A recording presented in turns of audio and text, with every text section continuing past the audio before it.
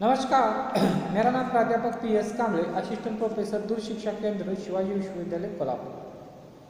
आज हम बीए भाग 1 और बीकॉम भाग 1 हिंदी अनिवार्य पेपर सत्र 2 इकाई 4 समाचार लेखन तथा पत्रकारिता इस प्रकरण पर चर्चा कर रहे हैं। आज के इस वीडियो में समाचार के प्रमुख तत्व इस पर चर्चा करेंगे। पिछले 2 वीडियो में हमने समाचार के तत्वों पर चर्चा कर रहे हैं। पहले वीडियो में हमने समाचार का तत्व तथ्यात्मकता और नवीनता इस पर चर्चा की। 2 नंबर की वीडियो में हमने जनरुचि, सामायिकता, निकटता और प्रभाव इन मुद्दों पर चर्चा की। आज के इस वीडियो में हम पाठक वर्ग, नीतिगत ढांचा, महत्वपूर्ण जानकारी, अनोखापन ये जो तत्व है इन पर चर्चा करेंगे। 7 नंबर का जो मुद्दा तथ्य है पाठक वर्ग। आमतौर पर हर समाचार का एक खास पाठक दर्शक श्रोता वर्ग होता है। हर एक समाचार पत्र का एक श्रोता वर्ग होता है, एक समाचार का श्रोता वर्ग है। यानी कि जो सिनेमा ये जब रुचि रखने वाले लोग सिनेमा की खबरें पढ़ेंगे, राजनीति के रुचि वाले लोग राजनीति की खबरें पढ़ेंगे। इसी तरह से किसी समाचारीय घटना का महत्व उससे भी तय होता है कि किसी खास समाचार का ऑडियंस कौन है, यानी कि श्रोता कौन है। इस पर वो बात जो न्यूज़ होता है, समाचार होता है, ये महत्वपूर्ण होता है और उसका आकार कितना बड़ा है। इन दिनों ऑडियंस का समाचार के महत्व के आजकल के प्रभाव बढ़ता जा रहा है। यानी कि जब उसकी रुचि रखने श्रोता हो, पाठक हो, तभी न्यूज़ महत्वपूर्ण होती, नहीं तो नहीं। अतिरिक्त क्लिक शक्ति वाले सामाजिक तबकों जो विज्ञापन उद्योग के लिए बाजार होते हैं, अधिक पढ़े जाने वाले समाचार के अधिक महत्व देते हैं। यानी कि आज जो विज्ञापन कंपनियों से उद्योगों से मिलते हैं, कौन कितना समाचार पढ़ता है, कितने लोग उस समाचार पत्र से जुड़े हैं, कितने लोगों की रुचि है वो समाचार पत्र पढ़ने में, ये देख कर ही विज्ञापन देते हैं। यानी कि ये उद्योग जो देखते हैं विज्ञापन के आधार पर, लोगों की रुचि के आधार पर ही, पाठक के आधार पर ही विज्ञापन मिलता है। यानी पाठक वर्ग महत्वपूर्ण है। 8 नंबर का मुद्दा है तत्व है नीतिगत ढांचा। एक तत्व नीतिगत ढांचा। विभिन्न समाचार संगठनों की समाचारों की चयन और प्रस्तुति को लेकर एक नीति होती है। हर एक समाचार पत्रिका की नीति तैयार होती है, कौन से घटना पर लिखना है, कौन सी घटना प्रस्तुत करने को, कौन सी घटना प्रकाशित करनी है। नीति, इस नीति को संपादकीय लाइन भी कहते हैं। जो हर एक समाचार पत्र ने अपनी नीति तय की होती है उसे संपादकीय लाइन कहते हैं। समाचार पत्रों में संपादकीय प्रकाशित होते हैं जिन्हें संपादक और उनके सहायक संपादक लिखते हैं। अगर लिखे होते हैं वो संपादक बैठक में तय किया जाता है कि किसी विशेष दिन कौन कौन सी ऐसी घटनाएं हैं जो संपादकीय हस्तक्षेप के योग्य है। इस विषय पर संपादकीय लिखा जाता है, जो महत्वपूर्ण घटना है उस पर। इन विषयों के चयन में काफ़ी विचार विमर्श होता है, कौन से विषय पर संपादकीय लिखी जाए, इसमें काफ़ी विचार विमर्श होता है।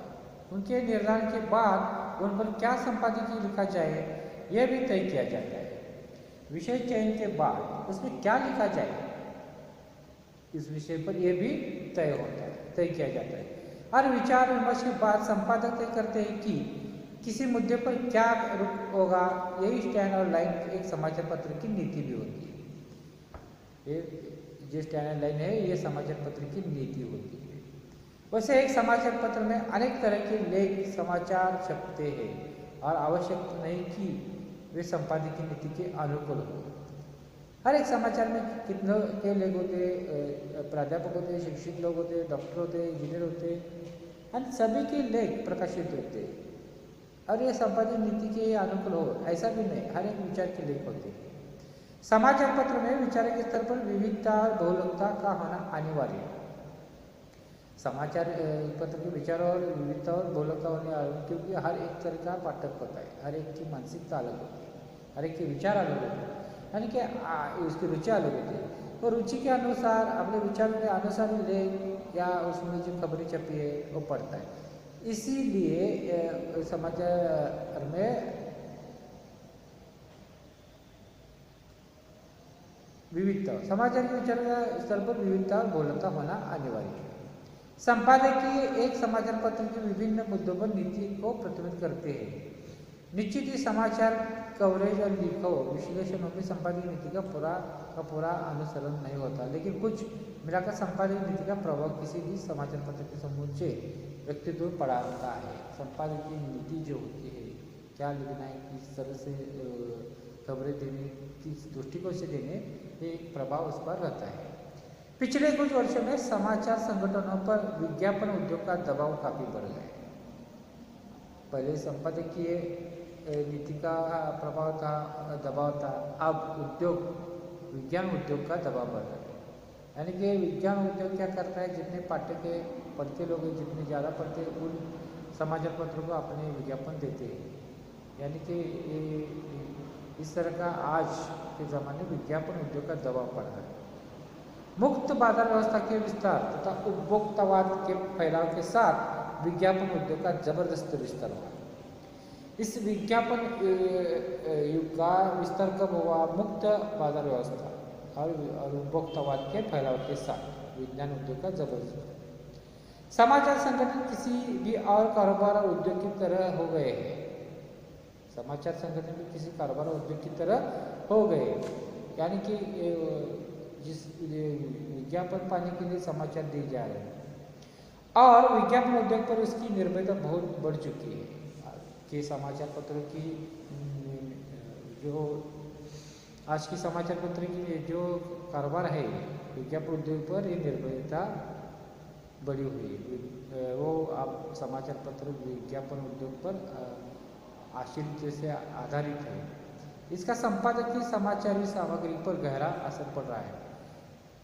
संपादकीय सामग्री गहरा असर पड़ रहा है, यानी कि विज्ञापन उद्योग की नीति के अनुसार आज के समाचार पत्र चल रहे हैं। समाचार संगठन पर अन्य आर्थिक, सामाजिक और सांस्कृतिक दबाव भी होते हैं। इसी तरह से अन्य कई दबाव भी उनकी नीतियों को प्रभावित करते हैं। समाचार की नीतियों के अन्य कई भी दबाव प्रभावित करते हैं। इसके बाद जो गुंजाइश या स्थान बचता है वो पत्रकारिता और पत्रकारों की स्वतंत्रता का है। यह इनके प्रोफेशनलिज्म पर निर्भर करता है कि वे इस गुंजाइश का किस तरह से सबसे प्रभावशाली ढंग से उपयोग कर सकते हैं।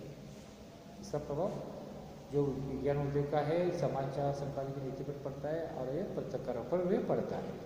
हर एक आपको कैसे लेता है इस पर वो उसके वैयक्तिक व्यक्तित्व पर अवलंबित है। 9 नंबर का जो तथ्य है महत्वपूर्ण जानकारी।